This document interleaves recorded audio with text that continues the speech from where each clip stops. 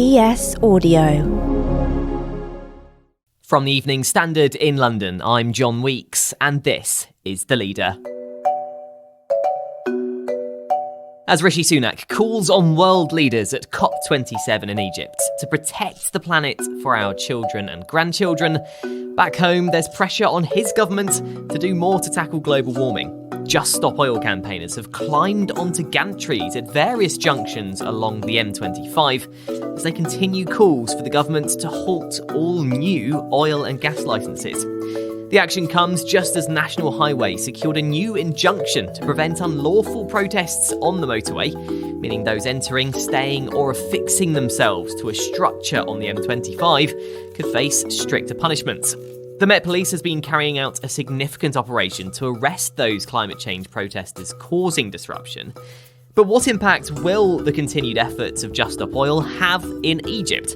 And will we see meaningful action announced by world leaders at this year's COP event? Joining me now is Professor Simon Lewis, a climate scientist at UCL and University of Leeds, who is at COP27 in Egypt. So Simon, what's the mood at this year's event? And are there any signs this one will actually lead to big changes? I think the mood is more sombre and difficult than it was a year ago in Glasgow. And that's because in that intervening year, we've got the Russian war in Ukraine, which has had these huge effects in terms of fossil fuel prices and therefore energy prices and living cost crises. And that's spilled over into food costs. So there's a really different geopolitical energy from a year ago. And also we've seen really startling climate impacts over the last year. We've seen a third of Pakistan underwater, enormous floods in Nigeria displacing millions of people, the European heat wave in the summer, and a really long and pretty devastating heat wave in China as well this summer. So it's actually a big shift from a year ago, even though it's only 12 months since the last talks. Obviously back home, as expected really, Just Stop Oil protests are continuing. Again, just a call on the government to stop all new oil and gas licences. From your experience, is that the right call, or do you think there should be a bigger focus on other areas? I think it is the right call, to be honest. It's a pretty desperate situation. This is COP27. We've had 27 years of this, and governments are only going as far and as fast as the people who are either electing them or forcing them into better positions. So I think that kind of public protest that keeps it high up on the agenda is really important, and it's a no-brainer for Rishi Sunak to not do any more oil licenses. From the time of licensing through to actual oil production is an absolute minimum of 5 years, and the average is something like 19 years. So it's going to make no difference to the economy. It's only going to be disastrous for the climate, not only from those emissions, but also from what the signal it tells the rest of the world. So in Africa, there's a bit of a discussion about should it exploit its own fossil fuels because the West is still doing it and is not following the advice that it's giving everyone to get their emissions down fast. So compared with other countries in Europe, but also across the world, really, how big a part is the UK playing when it comes to action on climate change? Well, the UK's had a positive role in the past as being a kind of leader in terms of getting emissions down from our electricity production. So we're almost entirely out of coal, and we are doing a lot more in renewables than many other countries. But we're kind of seen as pretty rocky now, because we had the Climate Change Act, and that was the first legislation globally to legislate to get emissions down. But we're currently way off track to meet those legally binding targets. What Rishi Sunak needs to do pretty fast is lay out a detailed plan that's costed to help the economy and help people get their emissions right down so that we can get to net zero, stabilize emissions, and stop all these climate impacts getting worse and worse. And obviously, as you sort of just mentioned there, really, every year the climate situation does get more and more severe, as do the warnings and protests, as we've seen. Do you think world leaders take notice of the action being taken by the likes of Just Stop Oil here in the UK? I think they do respond to public pressure of all sorts, and there's obviously an ecosystem of different ways of pressurising the government. But I think they do force to listen. Rishi Sunak said he was too busy for this conference. He was too busy to engage in dealing with climate change. And actually the voices were saying from all sorts of corners of UK society saying that is not right. And I think then he reappraised, and he's here today, and he's going to speak later on this afternoon. I know it's early days at COP27, but based on conversations you've had with other independent experts and climate scientists, is there anything new or anything that's given you cause for renewed optimism at all? I think on the political front, the election of Lula, the new president of Brazil, that will, I expect, transform deforestation rates from being very high under the current government to starting in January seeing laws enforced and a big reduction in deforestation in the Amazon, and bring it away from that tipping point of where it could start collapsing. And I think that's a really bright spot. And he sent a delegation here as president in waiting, and they're now talking to the governments of the Democratic Republic of Congo and Indonesia. So they're really three big rainforest countries with big problems with deforestation, to talk together about how they can collectively get deforestation down, another cause of emissions. And that would be a really powerful, positive message to come out from this conference later on over the next 2 weeks. Let's take a break now. In part 2, the Evening Standard's Home Affairs editor Martin Bentham describes the situation police are faced with when it comes to protest action on the M25. There's a limited amount that in a democratic society that a police force can do. And that's obviously quite right, isn't it? That really the police have to operate within the bounds of the law, have to respect the law, and allow people a right to protest.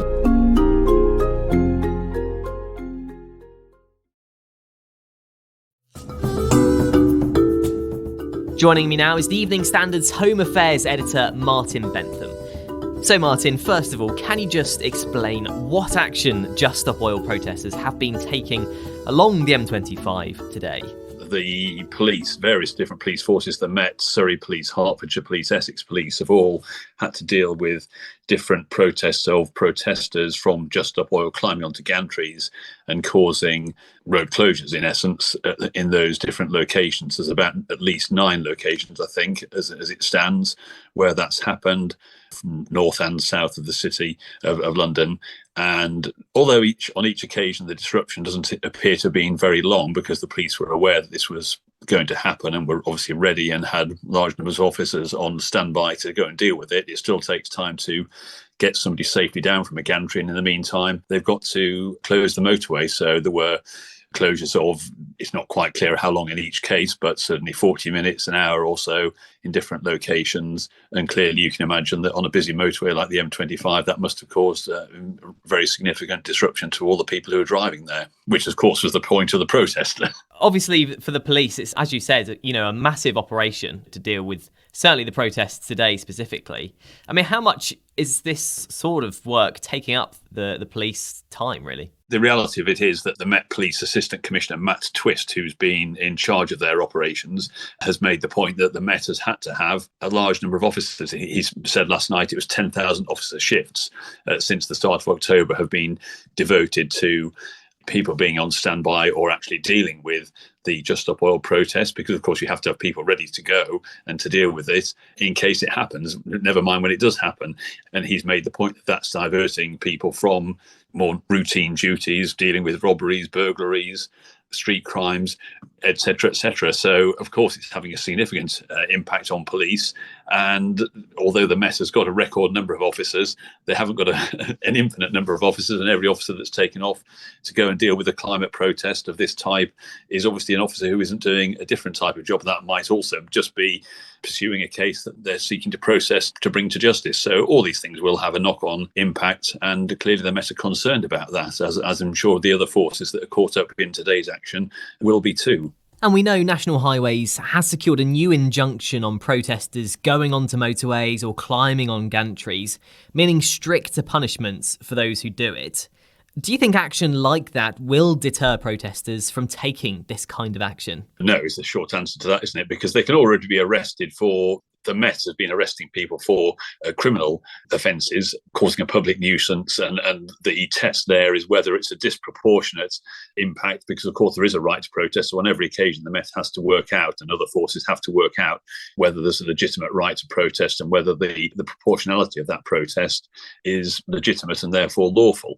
In these cases they're arguing that because there are a small number of people involved on each occasion and the number of people affected are clearly very large, then that impact is disproportionate, and therefore that tips it into being an unlawful protest as opposed to a lawful one. And so clearly the protesters involved do know that there have been 600, well, nearly 700 arrests, and we may have got to 700. This is by the Met, and never leaving aside the other forces, since the protest started. So clearly lots of people know that there have been arrests, the people have been arrested, they're taken to court. There's been 100 and more charges now, I think, and clearly there'll no doubt be more as the police gather the relevant evidence to prosecute people, which is not a straightforward thing necessarily, incidentally. It's not quite as straightforward as it might appear. And so, yes, I think clearly the protesters know that they're likely to have a day in court potentially and to have a criminal conviction registered against them. They clearly view that as a price worth paying for, as they see it, raising concerns about the devastating effect of climate change and the impact of fossil fuels in particular, which is the focus of the Just Stop Oil protests. And of course, you can argue that clearly the impact of climate change is far greater than the minor inconvenience of receiving a small criminal sanction, albeit, of course, if you've not got a criminal record, achieving a criminal record or requiring one is a pretty big thing. So it's a significant step that they're taking, but they clearly know that they're doing that and taking that risk, and they're willing to pay that price. And is there any further action that the police or government could take to deter protesters from continuing these kind of protests? I don't actually think there is, because the police clearly have to operate within the bounds of the law. There is a right to protest. And clearly also on a practical level, the M25 being a case in point, unless you station police guards on every gantry or some sort of guarding system on every gantry, of course, how do you know that somebody's going to, you can have the best intelligence in the world. And on this occasion, they knew that this was going to happen. But it's quite hard to find a way to stop it. And of course, the other protests we've seen are people sitting down in the middle of roads. Well, there's an awful lot of roads in London, aren't there? And there's a lot of main roads, busy roads. So it's impossible from that point of view to do it. And of course, although some members of the public think the police should just wander along and drag people off the street instantly, obviously it's not quite so easy when somebody's on a big motorway gantry, and you can't just be reckless about doing that. You've got to be careful how you're removing somebody. But even on the street, the police do have to operate within the bounds of the law, and they have to check the protest is legitimate and so on. And of course, if people are glued onto the road surface, which some of the people have been, that also takes time. You can't just rip their hands off the tarmac. And there's a limited amount that in a democratic society that a police force can do. And that's obviously quite right, isn't it? That clearly the police have to operate within the bounds of the law, have to respect the law and allow people a right to protest. And when they stray over the line into potential illegality, then at least exercise restraint in the way that they're then dealing with them. You can't have rough justice, so to speak, of police manhandling and using excessive force, not least because, of course, what would then happen is that the police would then be taken to court for doing such a thing, whether it be criminal prosecution or sued, and cost would incur, and so on, leaving aside whether the fact that it's not the right thing to do in the first place. Do you think that this action from the protesters and also pressure from COP27 over the next few days will actually put pressure on the government to do what Just Stop Oil are asking them to do, which is obviously cancel all new oil and gas licenses? Well, I don't think it will actually, because, of course, it's a nuisance to people and an inconvenience, and there is significant public support for action to tackle climate change, although there's obviously a gap, isn't there, quite often between what people want in broad terms and what they're able to do and willing to do in terms of their own lives.